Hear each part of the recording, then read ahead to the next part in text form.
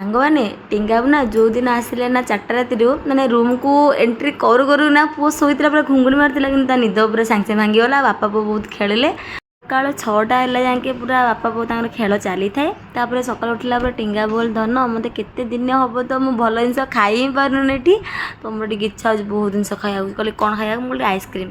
ଯେତେବେଳେ ସାଙ୍ଗମାନେ ଆଇସ୍କ୍ରିମ୍ ଖାଇବି ନା ମୁଁ ତ ତା ଜରିଟା କାଢ଼ିକି ଆଗ ଚାଟିବାର ମୋର ଅଛି। ମୋର ସେଇଟା ଗୋଟେ ଖୁସି ଆଉ ତାପରେ ଜଣେ ଖୋଡ଼ି ଦେଇଥିଲେ ଭୋଗ ତାଙ୍କ ବୋହୂ ଆଣିଥିଲେ ତ ଦେଇଥିଲେ ମୁଁ ଖାଇଦେଲି। ତ ଖାଇସାରିବା ପରେ ଦେଖୁନା ସାଙ୍ଗମାନେ ମୋ ପୁଅ କେମିତି ଆଇସ୍କ୍ରିମ୍ ଜଟଉଛି। ଆକ୍ଚୁଆଲି ମୋ ପୁଅକୁ ନାହିଁ ସମସ୍ତ ପିଲାଙ୍କୁ ବି ମୁଁ ଜଟାଏ କିନ୍ତୁ ମୋ ନିଜ ପିଲାଙ୍କୁ ଜଟଉଛି ହେଲେ ମାଆ ପୁରା ରାଗୁଥାଏ। ତାପରେ ଟିଙ୍ଗାମୁଙ୍କର ଟିକେ ଫେଭରେଟ୍ ଦହିବରା ଖାଇବାକୁ ତ ଦହିବରା ଆସିଗଲା। ଟିଙ୍ଗାମୁଙ୍କର ନିଦ ଛାଡ଼ିନି କିନ୍ତୁ ଦହିବରା ଖାଇବା ଭାରି ମନ।